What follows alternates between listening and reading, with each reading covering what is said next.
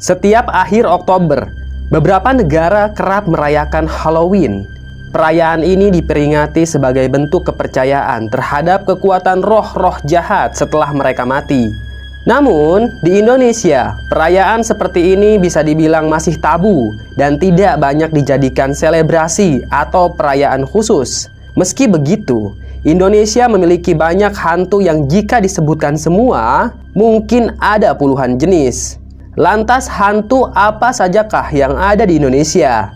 Mungkin sebagian dari kalian masih asing dengan nama hantu akar mimang. Hantu ini sebenarnya tersebar di Pulau Jawa, termasuk di tempatnya Mbah. Kalau di tempat Mbah, hantu ini disebut akar banen. Habitatnya ada di tengah hutan belantara. Siapapun yang melewati akar mimang, maka dia akan disasarkan di tengah hutan. Orang itu akan berputar-putar di tempat yang sama, sehingga dia kesulitan untuk menemukan jalan pulang. Biasanya orang yang terkena pengaruh akar mimang tidak akan pernah bisa pulang lagi. Dia akan terjebak sampai mati di tengah hutan tersebut. Selanjutnya, ada hantu banyu dari Samarinda. Nah, hantu banyu ini juga dikenal sebagai banaspati air, atau kalau di Banten terkenal dengan sebutan kulit kendor. Hantu banyu sangat berbahaya. Wujudnya tak kasat mata, tapi sangat mematikan. Dia mengganggu orang-orang yang berenang di sungai. Hantu banyu bisa menenggelamkan siapapun yang menjadi mangsanya. Tak sedikit masyarakat yang ketakutan saat mendengar hantu banyu, karena diduga korban hantu banyu ini cukup banyak menewaskan orang yang sedang mandi di sungai. Selanjutnya ada begu ganjang dari Sumatera Utara. Begu ganjang merupakan hantu yang dipelihara untuk pesugihan. Tapi tidak main-main. Begu ganjang butuh tumbal manusia demi mewujudkan cita-cita si pemiliknya. Hantu ini sangat mengerikan. Wujudnya tinggi menjulang. Kaki dan tangannya panjang sekali. Dia tak segan-segan memangsa manusia yang akan menjadi tumbalnya. Kemudian selanjutnya ada hantu yang sangat terkenal di seluruh penjuru Indonesia. Ya, apalagi kalau bukan hantu pocong. Pocong banyak menginspirasi dunia perfilman di Indonesia. Menurut Mbah, dari sekian banyak hantu di Nusantara, poconglah yang paling mengerikan. Imajinasi kita tentang pocong terbentuk karena adanya narasi tentang manusia yang hidup kembali setelah mati lalu bergentayangan sambil mengenakan kain kafan. Dari narasi itulah, kita warga Indonesia sangat amat ngeri kalau mendengar hantu pocong, apalagi kalau melihat langsung. Nah, dan baru-baru ini juga banyak sekali video di internet yang menunjukkan penampakan hantu pocong. Terlepas dari benar atau tidaknya penampakan itu, tetap saja mau bagaimanapun, hantu pocong akan tetap membuat bulu kuduk kita merinding. Kalau kita teliti lebih rinci, pocong adalah sejenis hantu yang berwujud manusia yang terbungkus kain kafan. Di Malaysia sendiri, hantu semacam ini dikenal pula sebagai hantu bungkus. Selain itu, pocong juga dikenal sebagai hantu kafan. Pocong adalah hantu yang konon merupakan arwah orang mati yang terperangkap dalam kain kafan. Ada juga sumber yang menyebutkan bahwa pocong itu berasal dari orang yang memiliki ajian Pancasona. Namun menurut mitos yang beredar, jiwa orang yang sudah meninggal akan tinggal di bumi selama 40 hari setelah kematian. Jika ikatan kain kafan tidak dilepaskan setelah 40 hari, tubuhnya akan melompat keluar dari kubur untuk memperingatkan orang-orang bahwa jiwa mereka perlu dilepaskan. Setelah ikatan dilepaskan, jiwa akan benar-benar meninggalkan bumi. Wujud pocong memiliki wajah gosong dengan mata merah menyala. Versi lain menyatakan pocong berwajah rata dan memiliki lubang mata berongga atau tertutup kapas dengan wajah pucat. Mereka yang percaya akan adanya hantu ini beranggapan pocong merupakan bentuk protes dari si mati yang terlupa dibuka ikatan kain kafannya sebelum kuburannya ditutup. Meskipun di film-film pocong sering digambarkan bergerak melompat-lompat, mitos tentang pocong malah menyatakan pocong ini bergerak melayang-layang. Hal ini bisa dimaklumi, sebab di film-film pemeran pocong tidak bisa menggerakkan kakinya sehingga berjalan harus melompat-lompat. Keadaan ini pula yang menimbulkan suatu pernyataan yang biasa dipakai untuk membedakan pocong asli dan pocong palsu di masyarakat. Kepercayaan akan adanya hantu pocong hanya berkembang di Indonesia, terutama di Jawa dan Sumatera. Walaupun penggambarannya mengikuti tradisi Muslim, umat beragama lain pun ternyata dapat mengakui eksistensi hantu ini. Di berbagai daerah di Indonesia, ada beberapa versi pocong yang terbentuk dari kepercayaan-kepercayaan dalam kehidupan sosial masyarakat. Salah satunya adalah pocong plastik yang konon pernah menggegerkan warga Jakarta. Cerita tentang pocong plastik ini muncul dari kisah wanita hamil yang dibunuh pacarnya. Ketika sedang diotopsi, mayat wanita itu terus mengucurkan darah, sehingga pihak rumah sakit memutuskan untuk membungkusnya dengan plastik. Warga percaya bahwa kemunculan pocong ini karena arwah dari wanita itu ingin dibukakan ikatan plastik pada jasadnya. Lain cerita di daerah Sidoarjo, Jawa Timur, ada versi penggambaran pocong dengan menaiki delman. Penduduk Sidoarjo menyebutnya andong pocong. Kisah yang disebut-sebut dengan cerita misteri hantu pocong andong ini sempat menggegerkan warga daerah Sidoarjo. Tepatnya pada tahun 2007 sampai 2008. Hantu pocong ini telah menghantui warga Sidoarjo hampir setiap malam dengan suara khas gemericing delman dan suara ketukan pintu di malam hari. Menurut warga setempat, asal-usul hantu pocong ini adalah karena kematian dua pengantin baru yang tidak direstui dan mengalami kecelakaan saat menaiki delman. Ada pula yang percaya bahwa hantu ini merupakan perwujudan ilmu gaib. Pocong seringkali mewarnai cerpen atau roman bertema horor. Dalam sinema nasional Indonesia, pocong bahkan seringkali dihadirkan, beberapa bahkan menggunakan sebagai judul. Selain pocong yang berwujud kain kafan putih, ada juga varian lainnya, yaitu pocong merah. Varian pocong merah ini terbilang paling ditakuti karena reputasinya yang tidak terduga dan agresif.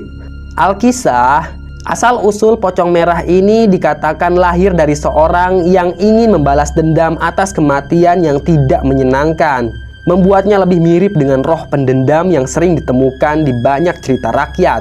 Warna merah pocong ini dikaitkan dengan perasaan marah dan dendam kesumat yang dirasakan oleh orang tersebut, tepatnya sesaat sebelum kematian. Dari semua varian pocong itu, pocong merah diyakini lebih mungkin menyerang orang hidup tanpa provokasi karena sifatnya yang ganas dan berbahaya. Banyak orang percaya pocong merah adalah raja atau pemimpin dari pocong. Seperti yang Mbah katakan tadi, bahwa pocong ini sering ditampilkan dalam sinema atau sinetron. Nah, dan pada tahun 2002 sempat viral sebuah sinetron yang paling horor pada masanya. Sinetron itu dikenal dengan nama Pocong Mumun. Diceritakan bahwa Mumun berprofesi sebagai penjaga toko sepatu. Setiap hari Mumun selalu diantar jemput oleh kekasihnya yang bernama Juned. Sosok Juned sebagai kekasih Mumun merupakan lelaki berbadan besar dengan karakternya yang siaga mengantar dan menjemput Mumun. Dia berprofesi sebagai tukang reparasi barang elektronik. Juned sendiri mengaku sangat mencintai Mumun dan ingin segera menikah dengan perempuan tersebut. Karakter Juned yang merupakan lelaki siaga dan sopan membuat orang tua Mumun merestui hubungan putrinya dengan Juned. Bahkan mereka tak sabar ingin melihat keduanya menikah. Begitu juga dengan orang tua Juned yang sudah tak sabar ingin menimang cucu. Orang tua Juned sesekali mengingatkan anaknya untuk segera melangsungkan pernikahan. Mengingat pernikahan itu membutuhkan biaya, Mumun dan Juned fokus mencari penghasilan untuk pernikahannya. Di sisi lain, orang tua Juned telah menawarkan diri untuk membiayai pernikahan anaknya. Namun Juned menolak tawaran tersebut. Hubungan asmara Juned dan Mumun tak lepas dari godaan orang ketiga. Selain Juned, Mumun juga disukai oleh sosok preman kampung yang bernama Jeffrey. Dan di sisi lain, Juned disukai oleh perempuan yang bernama Ella. Bahkan Ella tak malu untuk menyatakan cintanya langsung di depan Juned. Dikarenakan merasa tak cinta, Junaid berterus terang kepada Ella kalau dirinya sudah bertunangan dengan Mumun. Jeffrey yang diperankan oleh Benny Ruswandi merupakan preman kampung yang terobsesi dengan Mumun. Saat Mumun sedang sibuk menjaga toko, Jeffrey bersama teman-temannya datang. Saat itu Jeffrey menawarkan untuk menjemput Mumun, namun Mumun menolak karena akan dijemput oleh Junaid. Malam pun tiba, motor Junaid mogok di tengah jalan yang membuat Mumun tak sabar menunggu dan nekat pulang naik angkutan umum. Namun di tengah perjalanan motor Junaid mogok. Mumun yang saat itu tak sabar menunggu, dia nekat pulang sendirian naik angkutan umum. Nah, dan ketika turun dari angkutan umum, ternyata Mumun sudah disambut oleh Jeffrey dan 2 orang temannya. Jeffrey memaksa Mumun untuk pulang bersamanya, namun Mumun menghindar dan lari. Kala itu Jeffrey mengejar Mumun dengan motor pribadinya, yang akhirnya membuat Mumun berlari kencang hingga tertabrak truk. Mumun pun meninggal dunia. Saat pemakaman, Junaid setia hadir mengantarkan jenazah Mumun hingga ke liang lahat. Junaid sendiri merasa sedih yang cukup mendalam. Dia juga sempat merasa bersalah karena telat menjemput kekasihnya pada malam itu. Dan sialnya ketika Mumun dikuburkan, tali pocongnya itu lupa dilepas. Nah, hal itulah yang menjadi titik awal masalah. Mumun pun bangkit kembali dengan menjadi pocong dan meneror warga. Banyak warga yang ketakutan saat tahu kalau Mumun jadi pocong. Dia mendatangi rumah-rumah warga dengan penampilannya yang mengerikan. Banyak dari warga yang pingsan melihat pocong Mumun bergentayangan. Dan sekali lagi Mbah katakan, film Pocong Mumun kala itu memang yang paling menakutkan. Tapi tahukah kalian bahwa ternyata ada isu kalau Pocong Mumun ini diangkat dari kisah nyata? Seperti yang udah kita bahas, serial Pocong Mumun terkenal di tahun 2002-an. Ternyata di balik cerita fiksi yang sedemikian rupa, ada kisah nyata yang tragis. Bahkan katanya Mumun bukan dibunuh, tapi dia menghabisi dirinya sendiri karena mengalami stres. Dia terkenal cantik dan merupakan pemilik warung kopi di pinggir jalan. Maimunah juga menjaga warung tersebut bersama keluarganya. Dan pada suatu hari, keluarga Maimunah pergi keluar kota. Alhasil yang menunggui warung kopi tersebut hanya Maimunah. Saat itulah ada seorang pemuda yang minum kopi di warungnya. Pemuda itu dari dulu sudah suka sama Maimunah, tapi Maimunah selalu menolak. Dia tidak menyukai pemuda itu. Dan saat lelaki itu tahu kalau Maimunah tinggal sendirian karena keluarganya sedang di luar kota, pemuda tersebut merencanakan niat jahat. Dia nongkrong di situ seharian. Kemudian begitu warungnya sepi, dia masuk ke warungnya Maimunah lalu memukul wanita itu dengan batu. Maimunah akhirnya pingsan. Sang pemuda dengan tega membawa Maimunah ke tengah hutan lalu dibaringkan, tepatnya di bawah pohon pinus. Pemuda tersebut berniat sangat jahat. Dia ingin memperkosa Maimunah. Gadis itu lantas sadar, namun tak berdaya karena tenaganya kalah jauh. Kesuciannya pun berhasil diambil oleh pemuda jahat tersebut. Kemudian Maimunah ditinggalkan sendiri di hutan. Dia menangis sesenggukan. Lalu dia pulang dengan jiwa yang hancur. Maimunah akhirnya mengadu ke keluarganya, menceritakan apa yang menimpanya. Saat itu juga keluarga lapor ke pihak berwajib, namun tak ada respon. Sementara itu si pemuda jahat tersebut meninggalkan kampung dan pergi keluar kota. Maimunah saat itu sangat depresi karena ia merasa sangat kotor. Setiap hari Maimunah stres. Dia melamun sendirian di kamar. Hingga akhirnya di suatu sore Maimunah pergi kembali ke hutan. Dia berdiri di bawah pohon pinus tempat kesuciannya diambil. Setelah itu dia pun menghabisi nyawanya sendiri.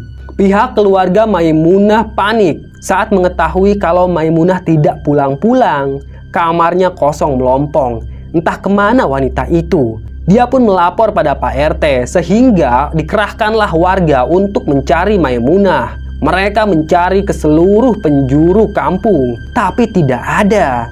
Pencarian pun diperluas hingga ke hutan.